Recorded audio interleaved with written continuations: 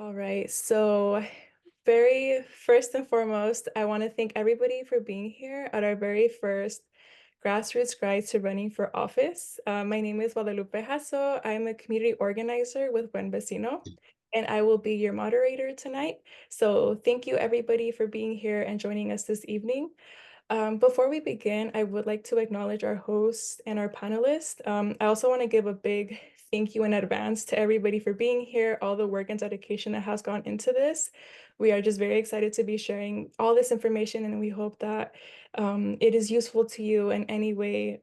So before we begin, I want to just let you know, so our hosts for tonight, we have the League of Women Voters of Ventura County. We also have Future Leaders of America, and we have Buen Vecino. And for our speakers, we have Thousand Oaks City Clerk Laura Maguire and Deputy Clerk Sandra Delgado. We also have Port Hueneme City Council Member Laura Hernandez, Ojai School Board President Atticus Reyes, and Santa Maria City Council Member Gloria Soto. Just a very quick, brief intro to who our co-hosts are. I want to give an acknowledgement to the League of Women Voters. They are a nonpartisan political organization. They encourage informed and active participation in government through voter education, registration, election observation, candidate forums, and much, much more. The Ventura County League is also focused on making democracy work for the benefit of all voters. We also have with us tonight as our co-host, Future Leaders of America of the Central Coast, who helps with Latinx youth to gain leadership and advocacy skills to create long-lasting systemic change.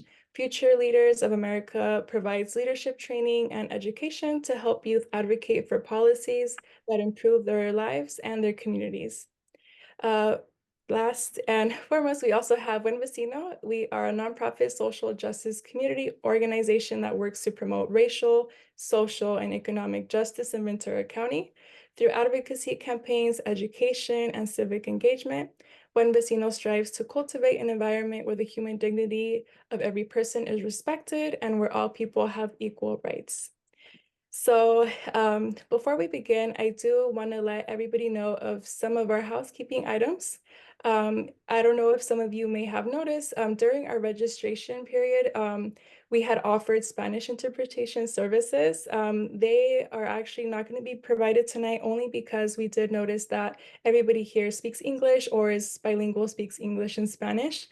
So for that reason, they are not here, but we are always committed to language justice, and we always want to include anybody in all spaces. So I just wanted to give that information in case anybody was wondering. We also want to let you know that we will be recording this event. So if anybody happens to be showing their camera, we just want to let you know in case you don't want to be recorded. But just that heads up. And also, for the viewers, throughout the presentations and throughout the panelists, when they are speaking, we will be allowing for questions. So if you guys have any questions, feel free to put those in the chat so that during our Q&A portion, we can address those for you. And feel free to just ask questions throughout. We will do our absolute best to answer every single question. If for any reason we run out of time, we will be having a follow-up email to everybody. So we will try to answer those questions in that email if we are unable to do so. So in the meantime, while we're getting right before we get to presenting, I do want to let our attendees know we want to do a quick icebreaker, but it'll be so in the chat. Feel free to share your name and your location with each other, just so we kind of know like who's in the room, get a sense of like where everybody is coming from. And then we can probably just kind of familiarize ourselves in our little chat safe space. And as you guys are all introducing yourselves and putting your information in the chat, what we really want for everybody to get out of our webinar is we hope that within this evening, everyone is empowered, everybody feels encouraged. You know, local office holders have the capability to influence decisions about policies, the resources that affect everyday life for families, businesses, and communities. So it's important that people from all walks of life and backgrounds fill these positions. And we hope by end of tonight's event that you'll feel inspired and better equipped to tackle these important leadership roles, and to also see the folks that are just like us, that are just like you and me, similar backgrounds, similar circumstances, that have been able to run for office, win elections. So without any more further ado, I will jump right into this. So to get us started, I am pleased to give the floor to Thousand Oaks City Clerk Laura Maguire and Deputy Clerk Sandra Delgado, who will guide us through the mechanics of becoming a candidate and running for elective office. So Laura and Sandra, please share just a quick intro and then feel free to take it away. All right, thank you very much, Guadalupe. My name is Laura Maguire, and I come from a family of public servants. My dad is a Vietnam veteran and was a middle school teacher for 31 years, and my mom is a registered nurse. I started my career as a high school teacher in Nordhoff in Ojai, and then I transitioned from education to local government, and I started my career with Thousand Oaks in 2004, and I became the city clerk in November of 2022. And good evening, everyone. My name is Sandra Delgado. I'm a lifelong Ventura County resident and a proud first-generation college graduate. I first began my public service career as one of the district field representatives for Congresswoman Julia Brownlee, and then transitioned to local government almost 9 years ago when I joined the city of Thousand Oaks. I have been with the city clerk department for 7 of those years, and in the deputy city clerk role for a little over a year. And we're very excited to get going with our presentation. So I'll go ahead and share my screen here so we can get started.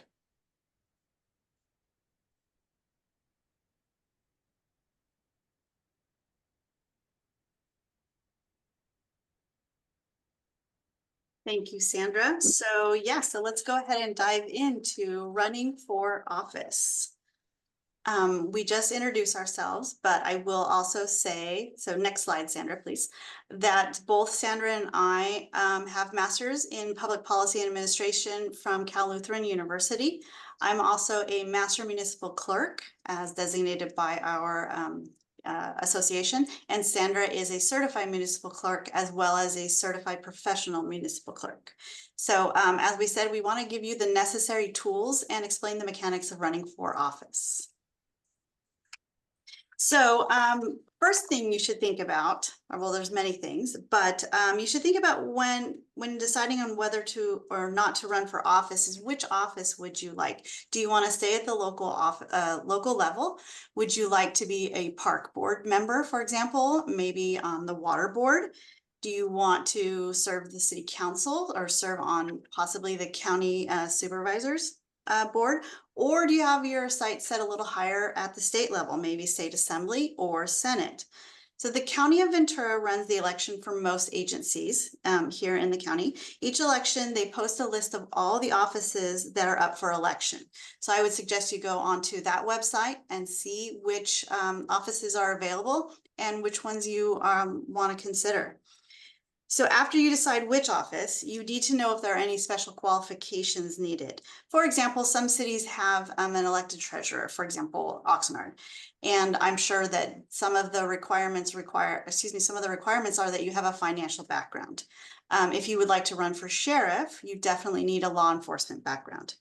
But other positions don't require any prerequisite. And I like to think that the only prerequisite would be that you want to serve your community and you want to make it a better place for everyone.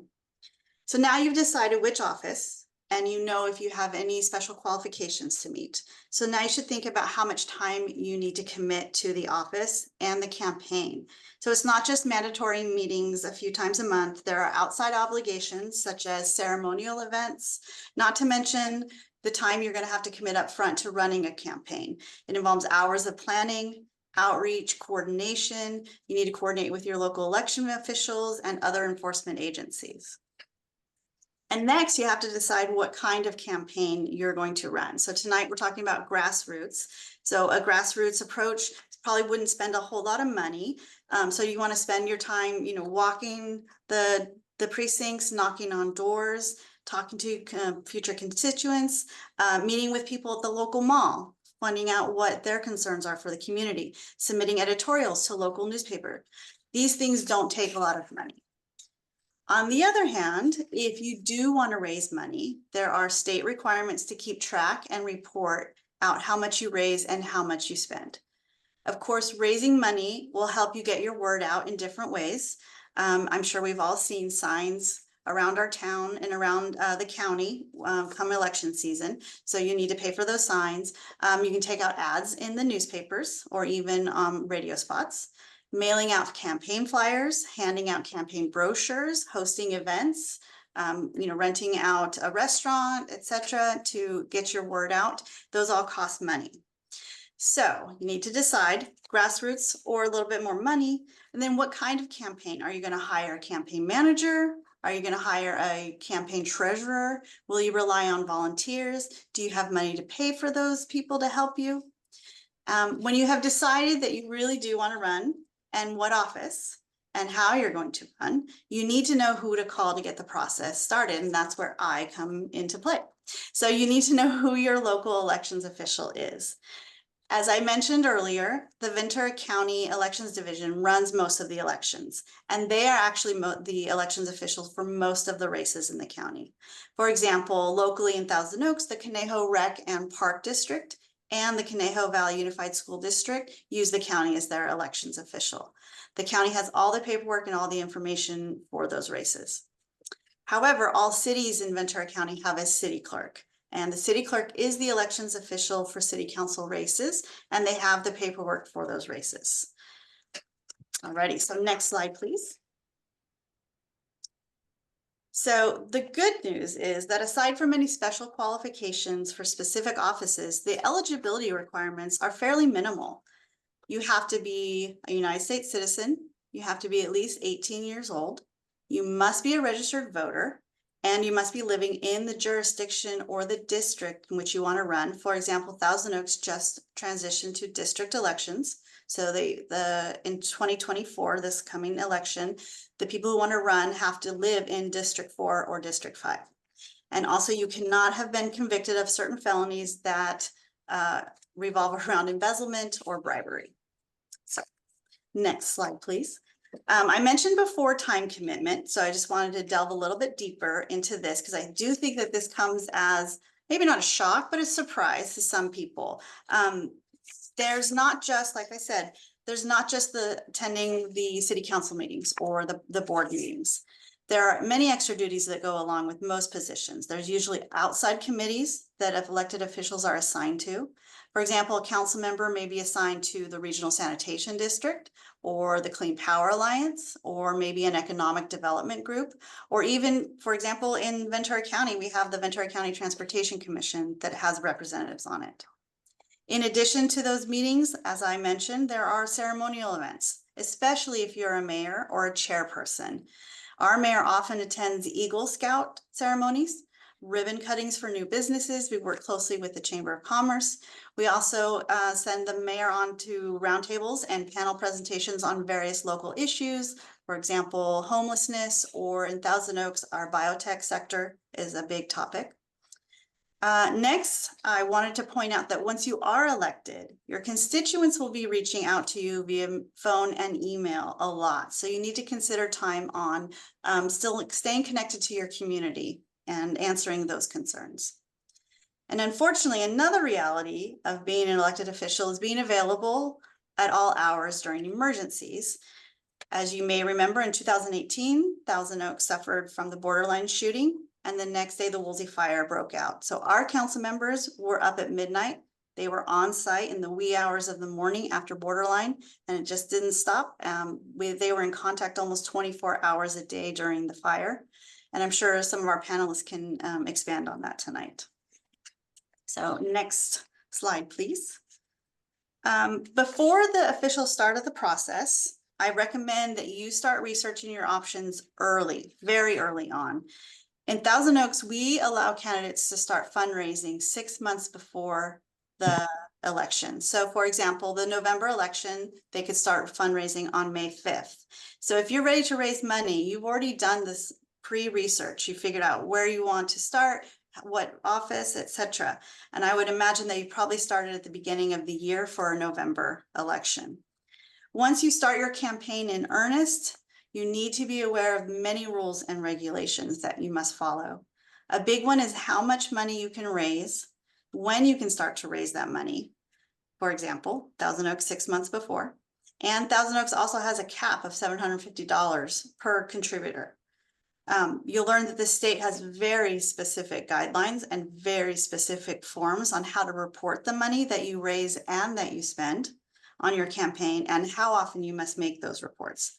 So the state agency in charge of all that is the Fair Political Practices Committee. I'll refer to them as the FPPC, probably from now on. They provide many resources to help though. So they have a hotline you can call. They also compile what's called a manual for local officials. You want to look at manual number 2. It includes, it's hundreds of pages, and it includes scenarios, FAQs, and a line-by-line explanation of all the different forms you need to fill out. So speaking of forms, there are, as I mentioned, many forms, and there are regularly 5 forms that each candidate must fill out, and some they must fill out multiple times. So next slide, please. Before you raise or spend any money, so that's your personal funds, any committee money, before you accept donations, you must file an FPPC Form 501, which is a declaration of your intention to run for office. And you submit that to your local elections official. So everyone who's running for city council in the city of Thousand Oaks, send that form to me.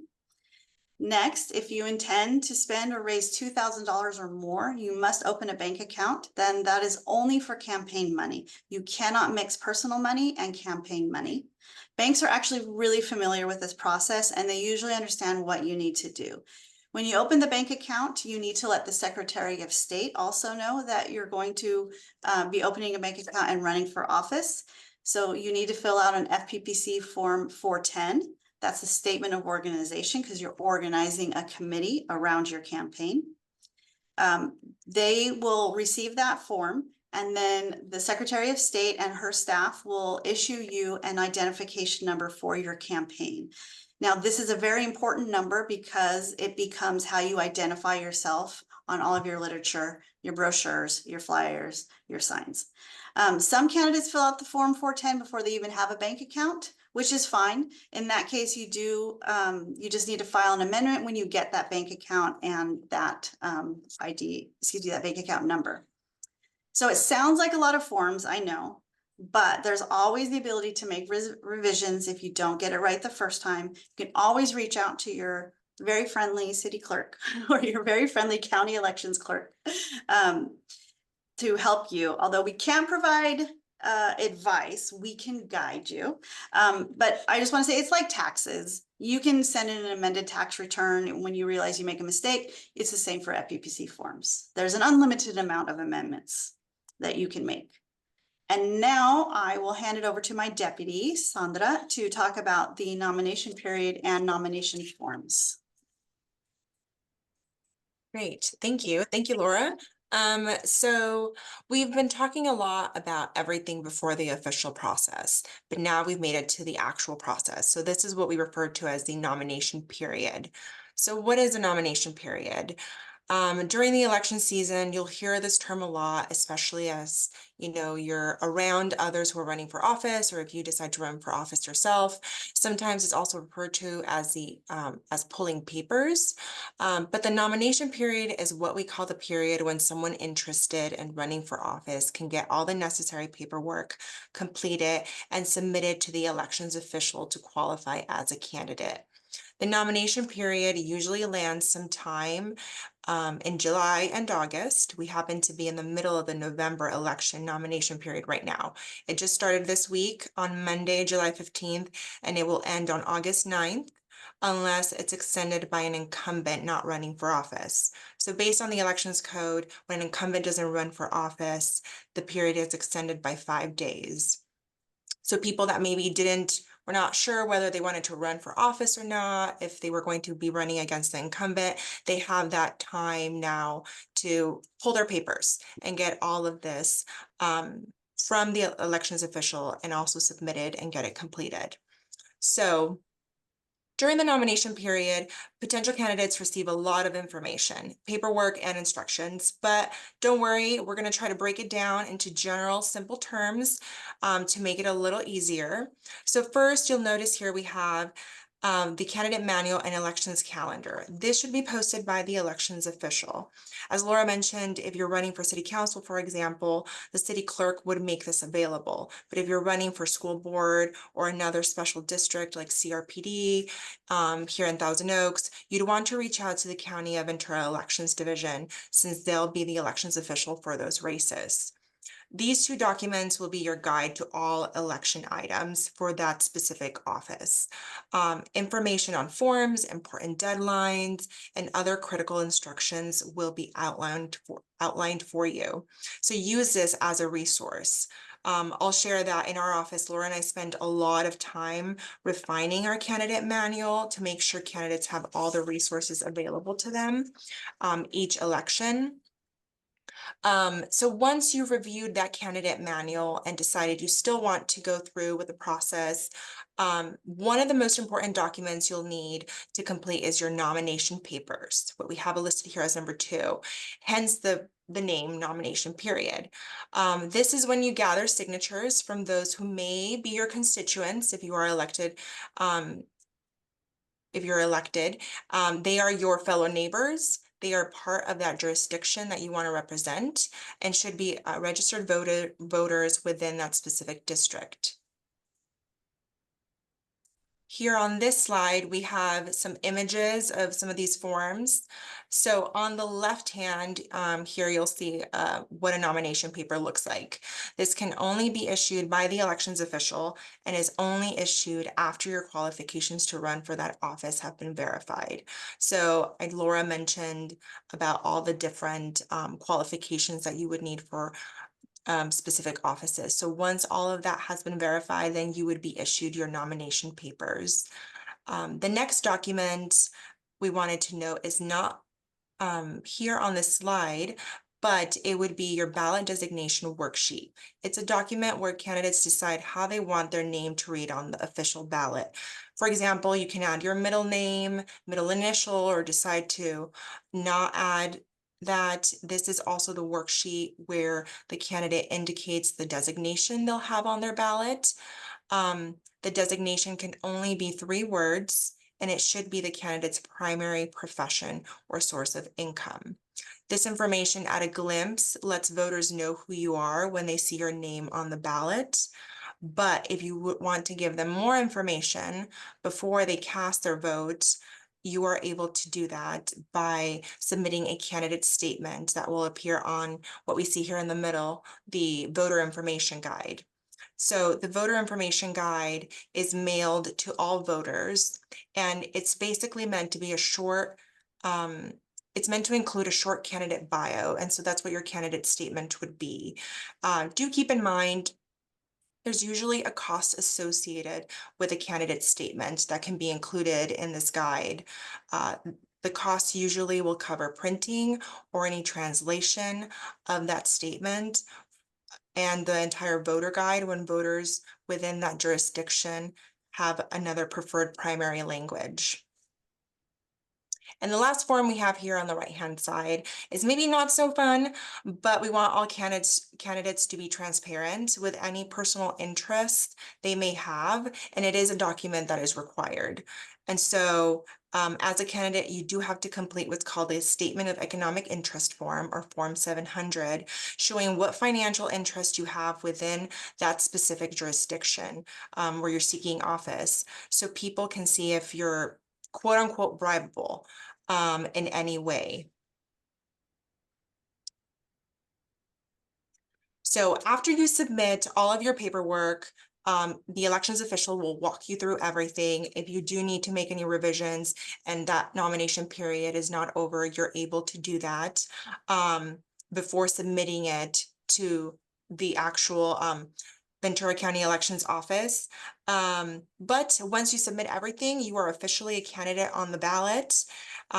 And as you're busy out there campaigning and talking to people, you do still want to keep in mind some other requirements that you have during this period and even after the election.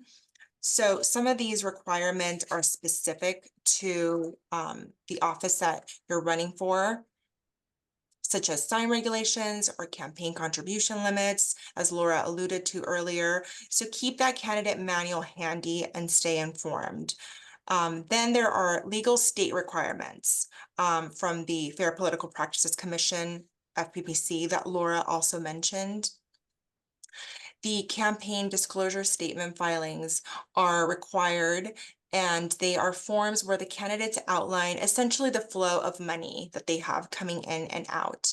So candidates need to keep track of all donations they receive, plus all expenses they make with that donated money. As you're out there campaigning, people have trusted you with their hard-earned money. So if you think about it, it's important to see how it's being used and to make sure that those donors know how you're spending this money while you're out there campaigning. The FPPC also has rules on how political advertising may be used and what information must be on it. So that's why after you see a political ad on TV or listen to one on the radio, or you get a flyer, on your doorstep, you'll notice that a line is usually added at either at the bottom of the paper or at the end of that ad that you watch, and it says who paid for that advertisement. And that's there because it's required. So all these rules are in place to keep things fair and make sure voters know who a candidate is. And like Laura will sometimes say in our office, to make sure there are no shenanigans going on. So there's a lot to remember, and I know it's a lot of forms that Laura and I discussed and kind of just briefly went through, but there are a lot of resources available. Here we've listed 3. First, it's the Ventura County Elections Division. They are our go-to resource also in the city clerk offices within all the cities. So please use them. Currently, the county clerk, Michelle Asuncion, used to be a former city clerk, so she very much understands local races and all those different requirements. She is a great resource in her offices as well. FPPC, as Laura mentioned, elections officials cannot give you any advice, and some of these forms can get tricky when it comes to finances, but FPPC has a great helpline. They are very responsive if you email their support line as well. And last on here, we have the Secretary of State. Of course, they are the guiding, entity for all of us. And so that is always a great resource for everything. I also just want to note that city clerks and all of the different co-hosts for this event also are great resources. So if you have any questions, please use us. We want to be able to help, and we want to be able to help people be able to run for office. It's what keeps our democratic system going. So use these resources as much as you can. We're available at any time, and we're very happy to be here. So thank you so much. Yeah, thank you, everyone. Laura, Sandra, thank you so much for that presentation. Super informative. Again, I want to just remind the viewers, if you guys had any questions during this presentation, please go ahead and do so and ask those questions in the chat so we can address those by the very end. And I also just want to thank you too for being a resource to the community. If anybody needs help with anything or needs that guidance, please take them up on their offer. I'm sure they're more than willing to help. So thank you so much for providing that for us. I will start to go ahead and segue into our questions. So I'm transitioning to our panelists. To answer a few questions, we do have this in a 2-part. We do have the first few questions from our co-host, and then the second portion of our questions will come from you guys, all the audience. We did also have 3 questions come through during the registration, so we will also be addressing those. But first and foremost, I'll have the panelists introduce themselves first, and then we'll get into the questions. So as a reminder, we have City Council Member Gloria Soto, we have School Board President Atticus Reyes, and City Council Member Laura Hernandez. So if you guys want to introduce yourselves, we can start with Gloria, and then we'll go from Atticus, and then we'll go to Laura. So go ahead, Gloria. Thank you. Good evening, everyone. My name is Gloria Soto, and I wear multiple hats in my community. I am an elected city council member in the city of Santa Maria. I was elected in 2018 after district lines were first drawn. And at the time, I was 28 years old when I launched my campaign. I ran against an incumbent at that time, and learned a lot from that experience.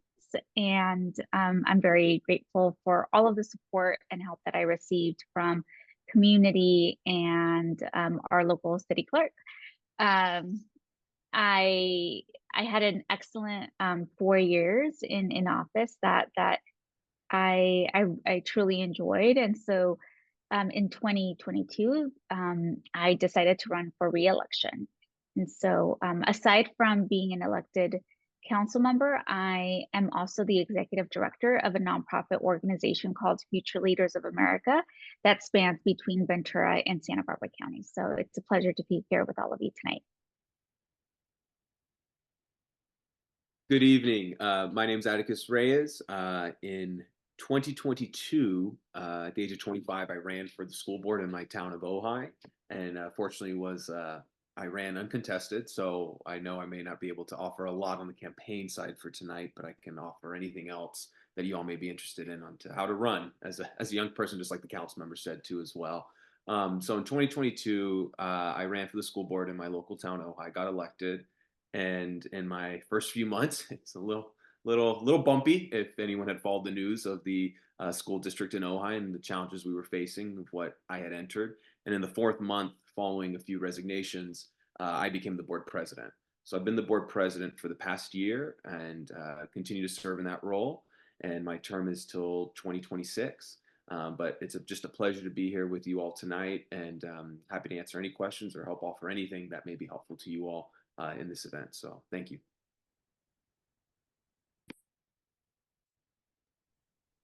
Am I next? Okay, thank you. Hi, I'm Laura Hernandez, and I'm a member of the Port Hueneme City Council, and my tenure on council pretty much follows Gloria's. I ran in 2018, won the election, I was top vote getter for my first election, and then ran again in 2022 and came out top vote getter again. I have experience running a few campaigns. Prior to me deciding to run myself, I helped a council member from Port Hueneme run his campaign. I worked on 2 board of supervisor campaigns, and I think that's where I got the bug and decided I wanted to run, and I wanted to be in a position of affecting change and making policy. And so I'm right now in my 2nd year, and I do really love what I do, but it's hard. It's really hard. So I'm hoping that I can share some of my experience with all of you who are interested in running. Thank you. All right, thank you so much for sharing. We are in the presence of some superstars in the building today. So I will go ahead and ask the first question, and this will be addressed to everybody. The first question is, why do you think people in our audience should run for office, and what kind of difference can they make? So whoever wants to go ahead and answer that question first, by all means, the floor is yours. So I guess I'll go ahead and go. Atticus, I was waiting for you to jump in there, but okay. So the question was, why do you think the people in this room should run? And what was the second part of that? And the second part of that was, what kind of difference can they make? What kind of difference?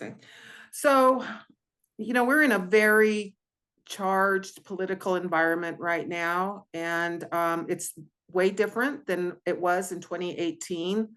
We need people to represent our communities, people like ourselves, people of color, people of different walks of life, to represent our community. And it's important that if you feel, if you like public service, if you like working with community members, if you want to make a difference, whether it has to do with homelessness, the environment, the economy, transportation, it's a good way to do it, is to run for office. Now, I've got a 40-year career in local government, so I know how local government works. And I think that that helps me a lot in the position that I hold with the city of Port Hueneme, as I have a lot of experience to draw upon. But that's where my heart is. I believe in public service. I've got a public servant's heart, and I really enjoy doing what I'm doing and working at the local level, especially where I feel I can make the most difference.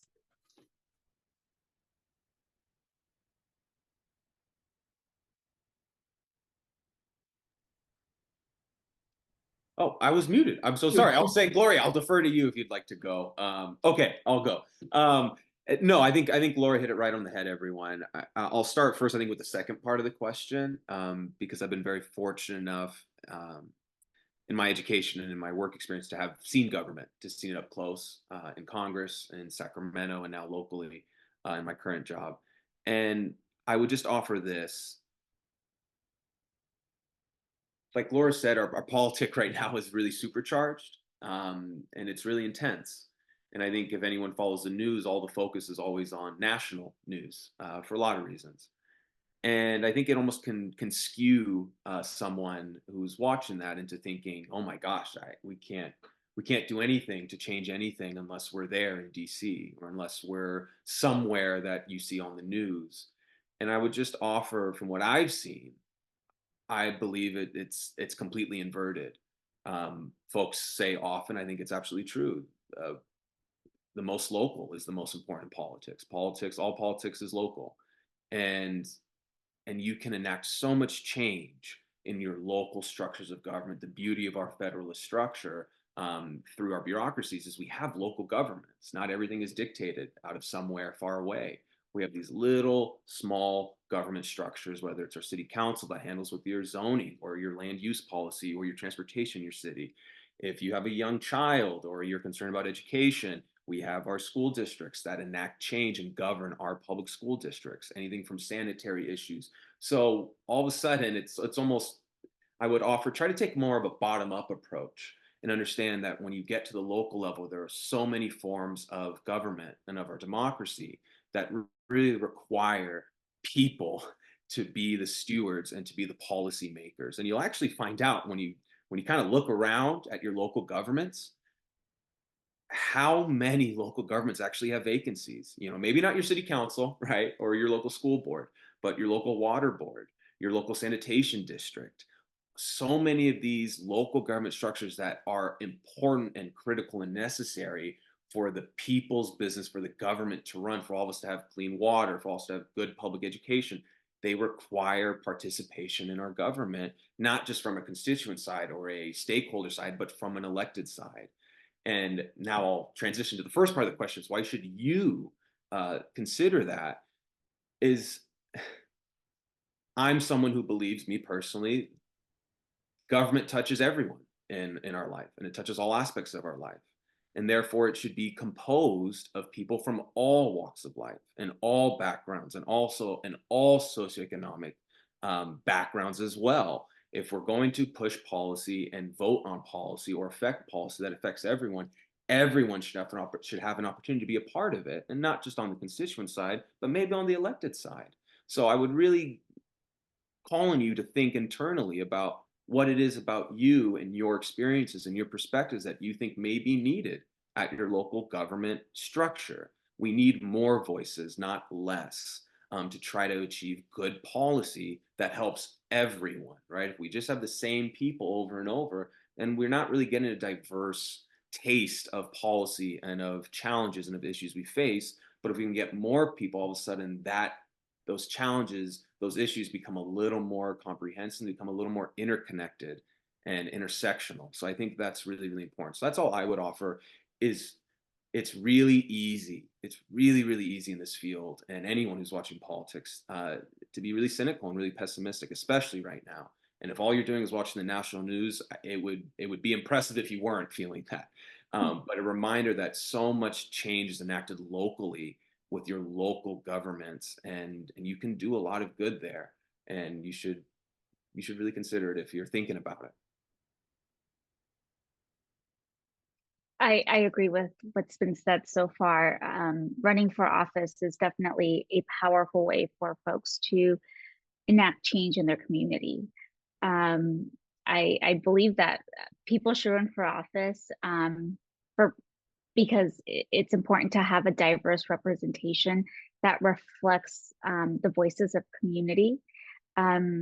It's a way for different perspectives of the community to be uplifted and represented in the decision-making process.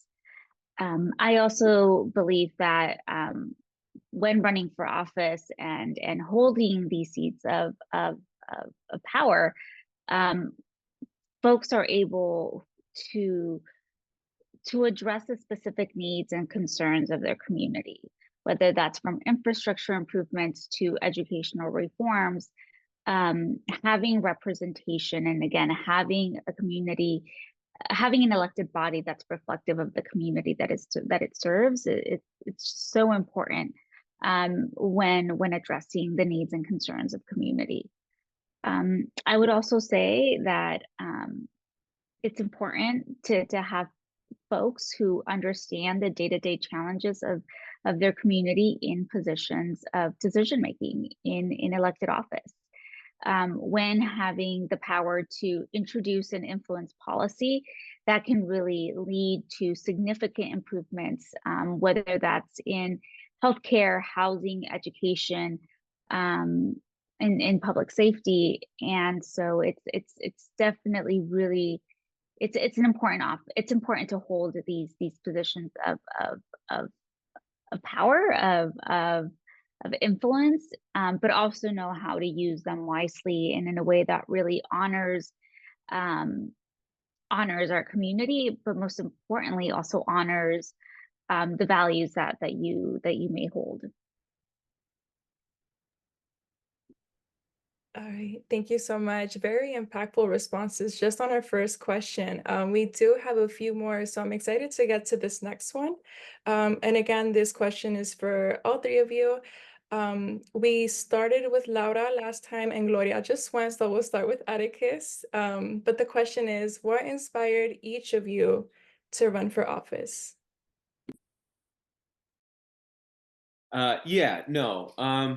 It's a great question about what inspires someone to take this on, because like Laura said, and she's absolutely right. It's a lot. It's a lot. Very briefly, I was working in Sacramento. I had a fellowship where I was working for a state center, just learning state policy right after I graduated from Cal State Channel Islands. And before that, I wanted to be a high school United States history teacher. I still want to be that, but I got a little involved in politics and haven't left. And the pandemic happened, and I moved back down, and our local assembly member got elected for Western Ventura County, and I wanted to work for him, and I was able to join his district team, and I've been with him for the past 4 years. And part of that job is going to local governments, right? You're trying to keep your boss up to date with the most accurate information. So you're going to city council meetings, you're going to school board meetings, you're going to local community events in your area of jurisdiction. And I had just moved back home to Ojai, where I grew up, and I'm going to city council meetings. I'm going to school board meetings, something that I never did growing up. I didn't come from a political family. I came from a family of teachers, and politics just felt weird to me. It felt really disingenuous sometimes. And people didn't really grow up. I didn't grow up with people knocking on our doors, interacting with us on policy. It was kind of this weird thing that was adjacent to our lives, but it didn't feel very tangible to me and accessible. And so I'm going through my community to school board meetings, city council meetings to update my boss. And I'm starting to realize there are not many folks in those positions, like Gloria says, those positions of power. These are positions of power from your city council to your small sanitation district. These are positions of power that you have to understand. There's power rooted in them, in the structures. And I'm looking around and there's not many folks that look like me. There's not many people of color. There's not people who look like the people in my family from Mexico.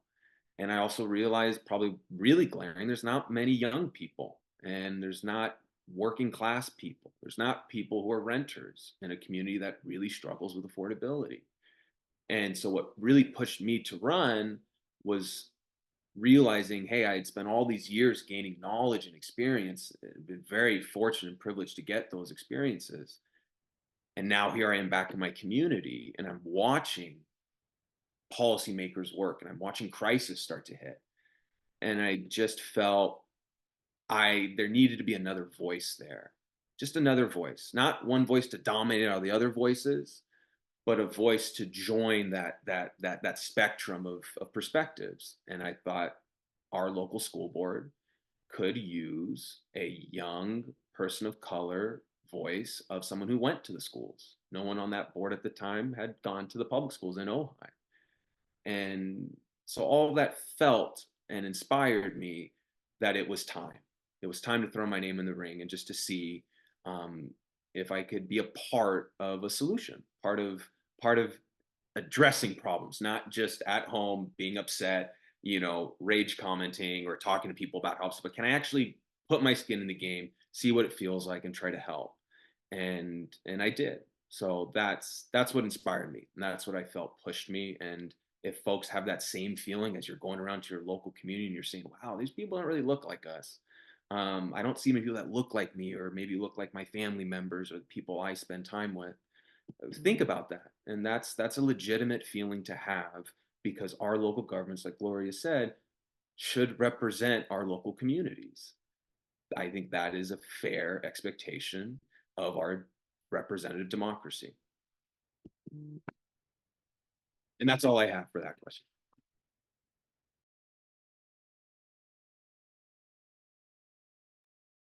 What inspired me to run? So prior to working for Future Leaders of America, I worked at Planned Parenthood, California Central Coast. And while working there towards the tail end of my career there at Planned Parenthood, I worked as the director of public affairs and community engagement. And so, it was really at Planned Parenthood where I was able to put two and two together, just the impact that policy has on everyday folks, and how, as was said, most often when decisions are being made, they are being made with those who are being most impacted by those policies at the table.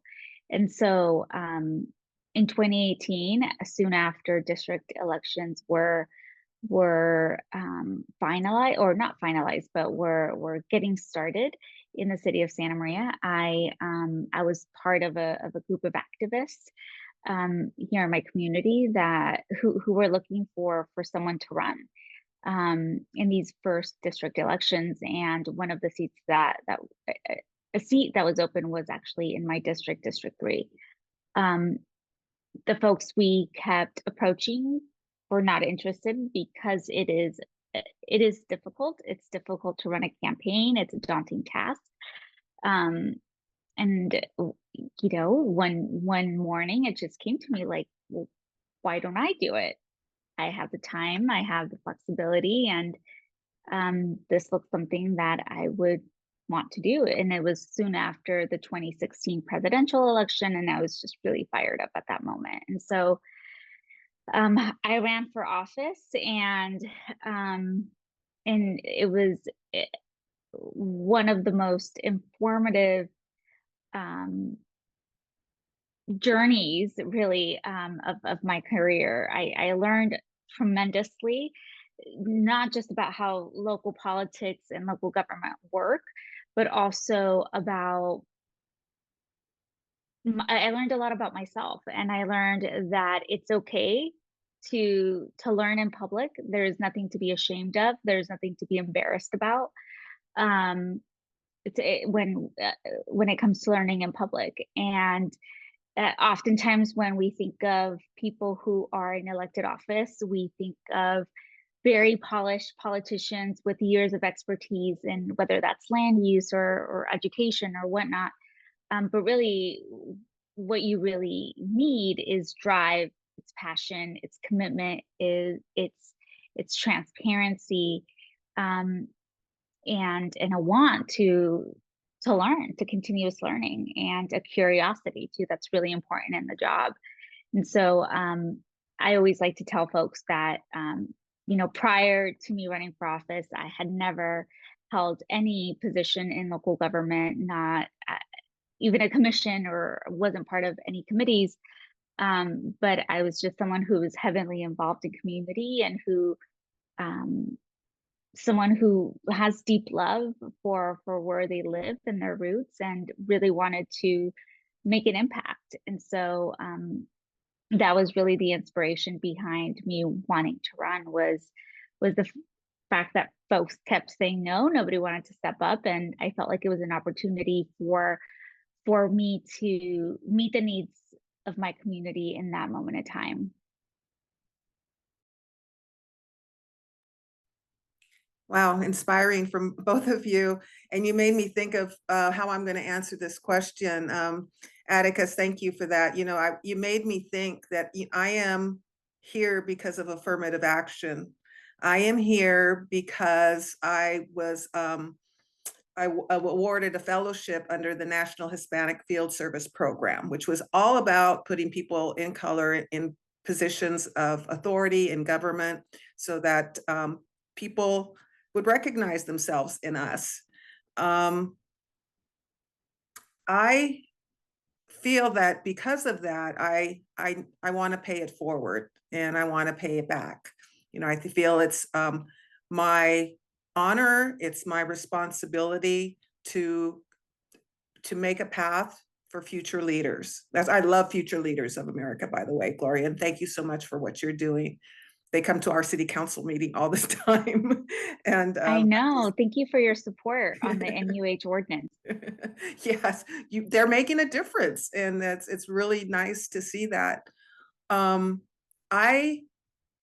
I get a rush for working on local government. I used to work in the downtown city hall when I worked for the city of Los Angeles with Mayor Bradley back in the early 80s, and so exciting to be there. And I then went from there, I went to Santa Monica, and it's just so much going on with the fire department, the police department, and other. We had a major earthquake during that time, and I don't think I mentioned it, but my whole career has been spent in disaster preparedness, emergency management. So my leadership has come out of managing and responding to major disasters. And it's kind of not that campaigns are major disasters, but it does take a lot of planning and knowing what you're doing when you get involved in a campaign. But I think too, Gloria, what you made me think about is the people that I surrounded myself with when I retired from the Ventura County Sheriff's Department. I got asked to work on a campaign with this great guy, Martin Hernandez, no relation. And he really had that public servant's heart. And I owe it to people like him who influenced me, who inspired me, and who showed me the way to becoming an elected official. So for me, that's my inspiration, is what I was given as I was growing up, as I was going through my years, my career, 40 years in local government. And that now it's my turn to pave the way for others to follow in my path.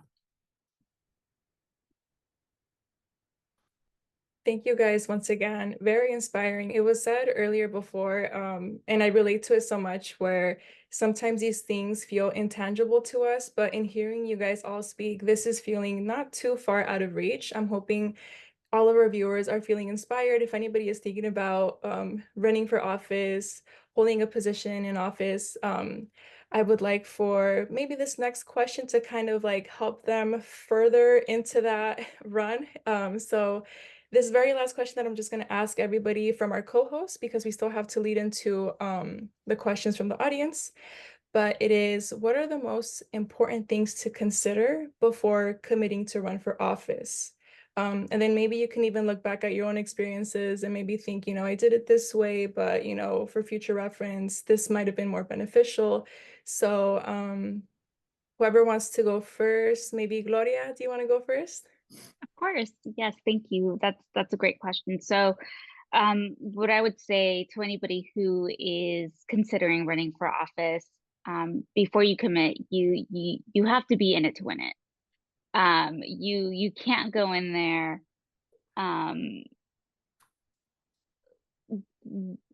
knowing that you're not going to give it your all during the campaign trail. You have to be in it to win it. You have to be also what I like to call a ruthless fundraiser. Don't be ashamed to ask everyone and anybody for a donation, no matter how big or small.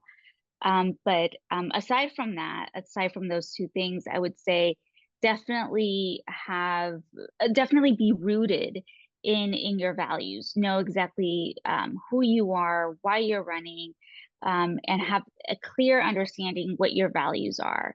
And do your best to be transparent. I think that when one is not rooted in their values, it comes off to the voters, to the folks that you are going to be holding office with if you were to win. And that can also put you in a very vulnerable position to be yeah, it puts you in a vulnerable position. I'll just say that. And I say that because when one's values are not rooted and they're running for office, it's easy for one to commit to policies or to promises down the road if elected. So definitely be rooted in your values, be in it to win it, and be a ruthless fundraiser, because whether we like it or not, money wins campaigns. I raised $50,000 for my first district election, and I raised close to $100,000 for my second one. Wow. And so again, definitely fundraising is part of the game, and knocking on every door, having a strong field game. And then the last thing that I would say is also be prepared to govern. If you are to win, you're going to have to govern, and you're going to have to know how to work with colleagues. And for me, in my case, I ended up being elected to a city council where I was oftentimes on the 1-4 side. And so usually being the descendant vote. And so I had to learn quickly how to speak to my colleagues on issues that were important to me, and could be of importance to them. And I learned the importance of negotiation and communication, and also having empathy and doing my best to truly listen to understand, given that I was working with folks that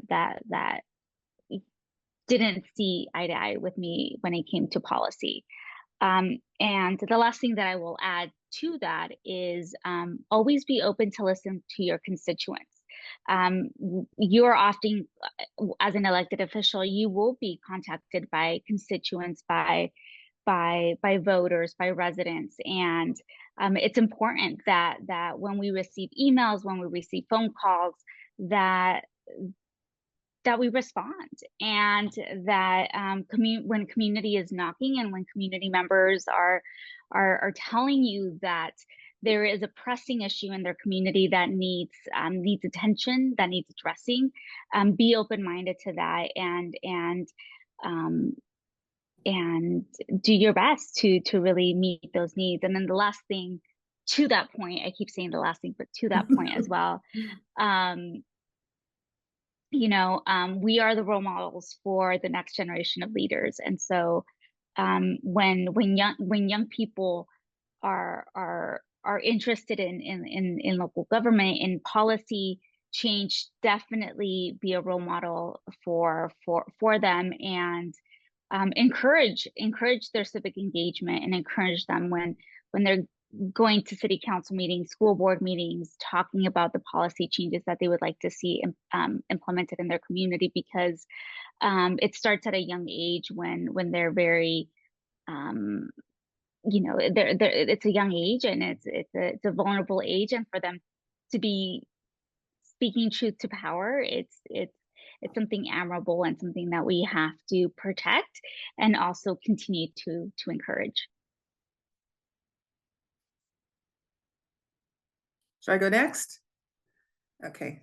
So what are the most important things to consider before committing to run for office? Well, I wrote down a few things, but I wanted to say, because I keep hearing great things come from Gloria and Atticus, I wanted to say, first of all, don't be intimidated by the paperwork. I attended a workshop on how to run for office. I don't even know why I was there, but I guess now I know. But I was so intimidated by the paperwork and the forms and the FPPC requirements. And believe me, I worked in government, and, you know, that's all about pushing paper and you know, signing on the dotted line and checking the P's and Q's and the I's and the T's and all of that. I just said, I can't do this. This is too much. It's totally foreign to me. But there are people out there who help me. And, you know, I took it just one step at a time and one, you know, piece of paper at a time, and got through it. So it's not as daunting. I mean, it appears daunting when you first hear about it, but then pretty soon you get to know the 410s and the 700s, and, you know, you will learn it. So don't let that stop you from being of service. The other things that I thought too before running was, do I have the time? And I had just retired, and I was also teaching for the Cal State University system, and I'm also taking care of my 97-year-old mother. I'm here in Pasadena with her now, and you know, so I had all those considerations to make. And who was my support system? My family didn't want me to run. They didn't think that I was going to be, you know, they didn't want to see me subject to public criticism, attacks, and things like that. They thought, oh, you're going to get into politics and you're just going to get beat up all the time. And I didn't let that dissuade me either. And, you know, you learn how to roll with the punches. You learn, as Gloria said, how to negotiate, how to compromise, listening to your constituents, listening to your fellow council members or board members, trying to really listen and listen with an open mind, because they don't always voice we're not always like-minded when we sit up there on the dais, and it can be very, and I've been there. I'm there now, that 1-4. So I totally relate, you know. I get voted down quite often. But we're there, you know, to represent our community. We're not there for ourselves. We're there to serve the community the best we can and do the most good for the most people. And for me, I want to address the whole community, not just a few outspoken people, not just certain neighborhoods. You know, I feel I'm there to represent the marginalized, the alienated, the people who can't come to meetings, the people who, you know, don't have the ability to speak out. You know, I want to be there for all of them. And so you do have to know, you know, what your values are. You have to know what your positions are. I had one council member ask me, do I have to take a position on women's rights? Says that, you know, we don't deal with that at the city council level. And I said, believe me, you will be asked. You will be asked what your position is at some point in over the course of your career, over the course of your term. You will be asked to take positions on certain things. This is the way our politics are right now. What's happening on the federal level is happening at the local level. And it's interesting to watch how all these philosophies, certain notions of how to govern, all trickle down to the local level.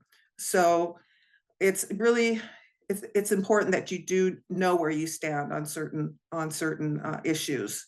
What else? You know, you have to be comfortable being in the public eye. And, you know, plan on, and when you go out that door and you go to the grocery store, plan on being gone an extra 45 minutes to an hour, because somebody's going to inevitably stop you and want to talk to you about things.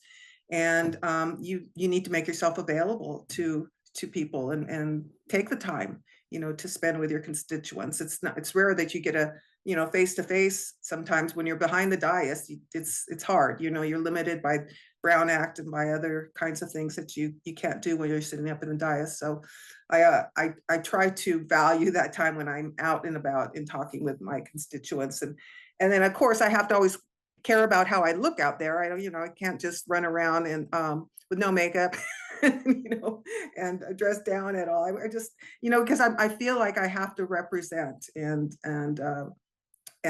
be a good role model for others. So, how I appear in public, how I speak in public is all very important, and something that I feel everybody needs to be prepared for, is your public persona, your public image. Okay, that's it. I really don't know how much more I can add, because Gloria and Laura, I think, just hit it right on the head. I think, as with anything, you just got to do. Look, I live in Ojai. I'm kind of a hippie, so you got to do deep soul searching. You got to do really deep soul searching, because this is really hard. I'm gonna be really honest. I'm gonna be vulnerable. It's really hard. It's not hard because it's so complex policy. It's not rocket science. You can learn it. But it's really hard with the demands that Laura talked about. Sometimes I feel personally like, man, these positions aren't really made for people like us, people that are working all day and then have to go run to then go sit in a board meeting, that I get to sit in, where, it's all volunteer. I never got a penny from the school district for my service, and I wouldn't want it differently than that, but it's really, really hard.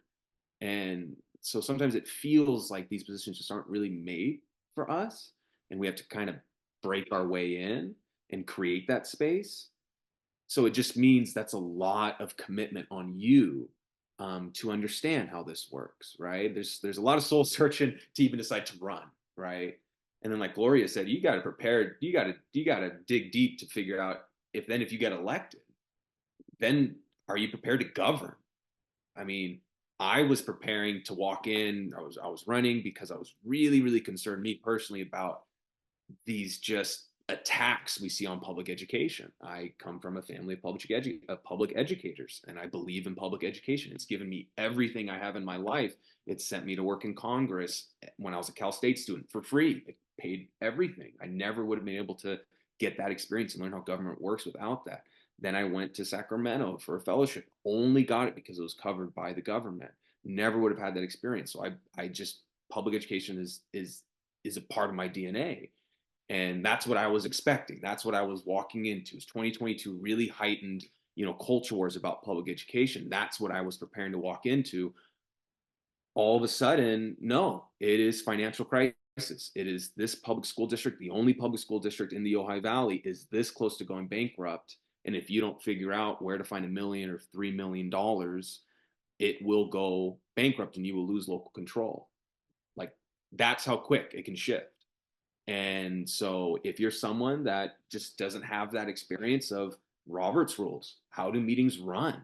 How do people talk to one another? What is the Brown Act? Laura talked about the Brown Act. One of the most important things to understand if you're ever going to be on a body of government like this is you can't talk to more than, if you're a body of 5, you can't talk to more than one person. Otherwise you have a majority and you violated state law. Otherwise there's no point to have a public meeting, right? So if you don't know these things, that's okay. You don't have to know them. That's the beauty of the democracy. But that just means you have to calculate that into your commitment and dedication to learn those things. Like Gloria said, curiosity, understanding you will learn more and continue to learn more in these positions. And so that takes time and that takes commitment. I have family I would like to see a lot more. However, the reality is I have responsibilities right now that I have dedicated and committed myself to. And that's really important. So I would just say, think about those things. And the last thing I'll just add, go to a meeting. Go to a meeting before. If you're interested in running for something and you haven't already, go watch it. Go see what you might be walking into. Go look at those dynamics. Go look at how they run. all of a sudden you'll go, oh, okay, and reach out to those people. Reach out, go see if you can talk to them. How do you deal with it? How does it work? Paperwork, Laura is spot on. I saw the paperwork. I work in government. I was terrified. I was anxious. I had no idea how to fill it out. If it wasn't for the goodness of a colleague of mine on the board, who literally helped me go through the paperwork. I was 25. I didn't have a printer. She let me print out the documents at her house and walked me through it so I could understand. So if there are folks, reach out to them, see if you can understand. My election, because it's not city council, it's all county offices, county office of elections. Call them. They have fantastic staff who can answer questions for you. So just reach out, but do that deep soul searching, because it's really, really hard right now. It's really, really hard. I won't lie to you. It's really, really hard. But that means it requires really good public servants who want to serve the public.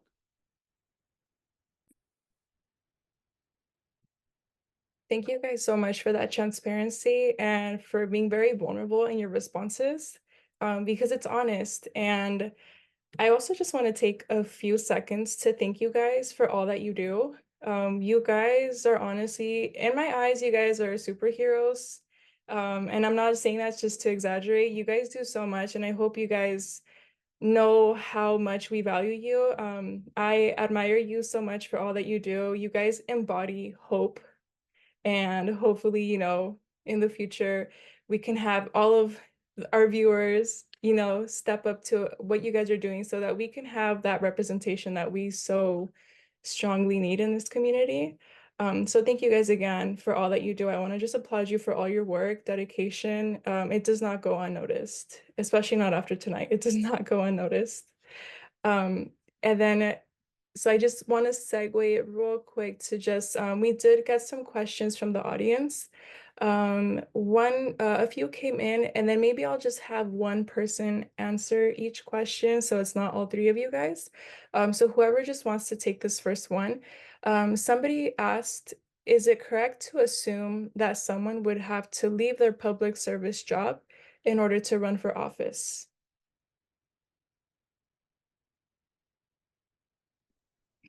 I think it depends. And I know that we have city clerks here who may be more poised to answer this question. But from my understanding, if you are a city employee, you can't run for city council in that city that you're employed at.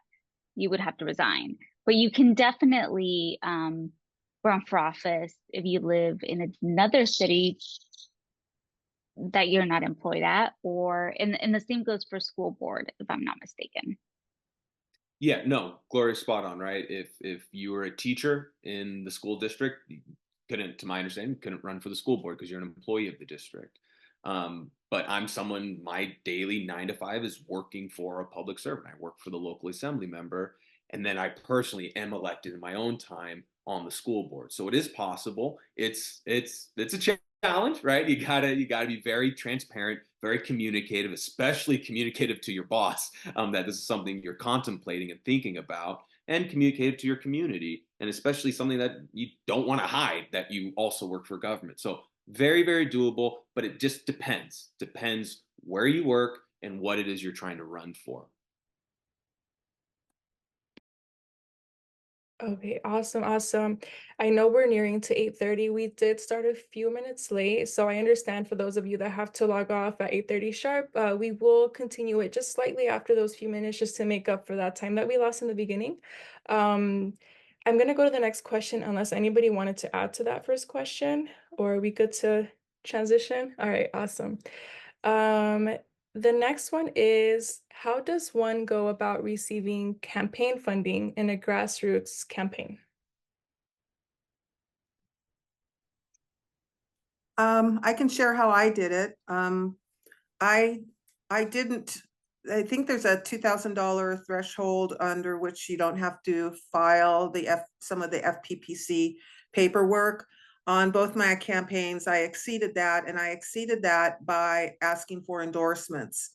There are a variety of organizations out there, a lot of labor unions in particular, who will give you money along with an endorsement.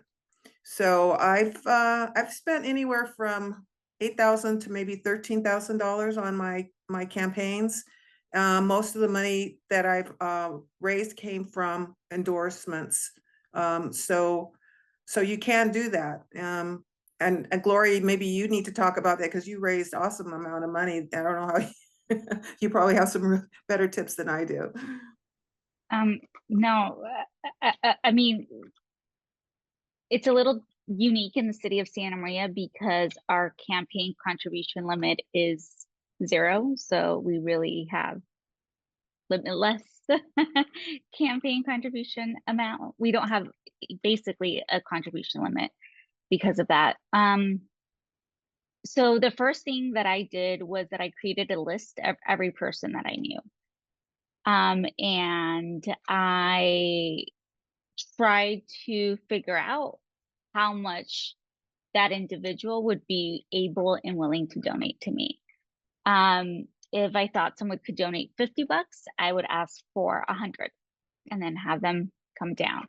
So, so yeah, I mean, that's what I did. I started with my friends and family. I then went on to the people that I knew. And before I knew it, I think it was usually about a month out of the campaign that I started cold calling people. I hired a fundraising team who also helped me with compliance. And so that was also why I was really successful in my fundraising efforts. So I would say for those who are interested in running for office, just be a ruthless fundraiser. Don't be afraid of asking your friends and family. They are the ones who will give you the most. And from there, start asking every person that you know. And then, as was mentioned, organizations like labor unions, organizations that may align with your values, like, for instance, Planned Parenthood Action Fund, their PAC. You know, definitely, if that is something that you would like to do, you can go after certain endorsements, and at times those come with resources, whether that's a contribution check or walkers, volunteers. Awesome. Thank you so much. I'm just going to address one more question that I just saw come in right now to the chat. And one person can answer it, and then after that, we'll just wrap it up. But I had one come in just now where it says, I have a question. As someone who is gay and transgender, a member of a community who is currently facing a lot of hostility, animosity, and misinformation, how does someone who wants to run keep not only themselves safe, but their specific community safe?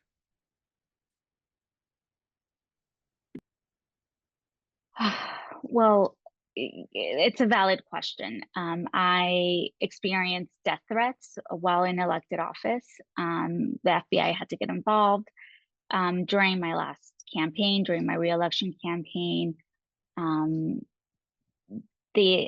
was attacked on a personal level, where people did some oppo research and ended up distributing a close family member's mugshot all over the city of Santa Maria and with my employer. So it got ugly. There had been some really challenging moments while on the campaign trail. And so what I would say to folks who would like to get involved, who would like to run for office, and who are also afraid, it's a very valid fear. And what I would say is, don't compromise your well-being, your safety, and know that when running for office, while holding elected office, you can and most likely will be subjected to some sort of hate or scrutiny, or even some sort of hate and an attack. And although there should be no place of that in local government and politics, it still does exist. And so if you want to run knowing the risk, and if it still comfortable and you feel like it's safe enough for you, then definitely do it. But also don't be afraid to contact law enforcement if you need to. Don't be afraid to ask for an escort to drive you to or walk you into City Hall if needed. Because definitely your safety and well-being is of the utmost importance. Can I just add something to that real quick? You know, we're paving the way for the LGBTQ plus community to have representation on local boards, city councils, special districts, whatever. You know, every year during the month of June, I think it's June, we raise the pride flag, and we take a lot of heat for it by certain members of our community, but it's our way of trying to pave the path and open the doors so that everybody has a chance to run for office and to represent the communities that they care about. So keep trying, talk to one of us, find some allies, and you know, you can do it. You can do it. And there is just a quick follow-up to that very question from Stephanie. They want to know if do you report those incidents? Absolutely. Yes. Those incidences must be reported. And even when I've received hate mail, I usually give it to the city clerk so that it's also kind of like somewhere on record in case anything were to happen. Awesome, thank you. And then I believe somebody wanted to ask a question on camera. With the few more minutes that we do have, by all means, I believe it was you, Fatima. If you want to go ahead and just ask your question, feel free to do so. Hi everybody, my name is Fatima Moreno and I'm a second year student at Channel Islands University, and I received an email in regards to this meeting because I am a political science major, so I think it ties in, you know. So I just wanted to ask how I could get how can, you know, us students get involved with the local government? Can I answer this one? Because first of all, go Dolphins. Wait, excuse me, I just want to tell you sorry. something. Go ahead. I actually saw you in my careers and what was it, public law and careers in public service and law. And you gave a presentation, I believe. I don't know if you remember this last semester. It's nice to see you again. I hope you enjoyed the presentation. Yes, nice to see I you hope with it's Mr. What was his name? Oh, Mr. the Fried. professor. Yeah, Professor Yes. Fish. Yeah. Yes. So I would say, first of all, go Dolphins. Go Dolphins, right? I love that campus. Yes. And I think it's so important. It's such a fantastic question because often college students are pigeonholed as your role in interacting with our government should only be one thing and look a certain way. And I just think that's just fundamentally wrong. I just think that that's just an absolute incorrect assertion. Government affects all of us, especially college students. And so you can get involved not only at your city councils in public, outside of your campus, you can get involved in your university structure. Before I ever really thought about politics, I was fortunate enough to be elected student government president at Cal State Channel Islands. That all of a sudden opened up my eyes to the local community and all these issues affecting students and the community. So I would say as much as you can, and it's really, really hard, but as much as you can, try to push back on those narratives that A, young people aren't interested, B, young people don't care about politics, and C, they're just not interested. And I just think that's just fundamentally flawed. And I think it actually is an intention to push that narrative to get college students to not interact. And I just think it's just wrong. So push back on it as much as you can. When I was student government president, we tried to register the most amount of students we could, and we did register the highest percentage of CSU students to vote in the 2018 midterm elections, just to demonstrate that that narrative was flat out false. So there are students who want to push, find things that you are interested in, and find your community. Find your community with folks who have similar interests and similar passions, and build those coalitions. And all of a sudden, all these complex, big things don't seem so big and scary and complex. They seem really, really tangible and really, really accessible. And don't ever hesitate to reach out to local electeds, especially those that may be former alum of your school, to help make that seem more accessible and tangible. But that's what I would say is it's there. Often with campuses, you just got to find it, and you got to find those groups, but it's there to get more active, either on your campus government or outside of your campus government. Thank you. I appreciate it. All right, everybody, thank you so much. I also want to give a shout out to the chat room. There is so much support going on in there. I love to see it. Again, thank you for everybody that has been here tonight, our viewers, our panelists, our presenters, our co-hosts, everybody that put in so much time and effort into this. As a reminder, I do want to let everybody know again, just keep an eye out for an email that we'll be sending out. We'll have the recording in there. We'll have some additional resources. I know we didn't get to everybody's questions, so we do apologize for that, but we're hoping we can address some of those questions in that follow-up email. I believe that's it. I hope that today you felt inspired. I hope you guys take charge and become a greater part of our democracy. And thank you so much for being here.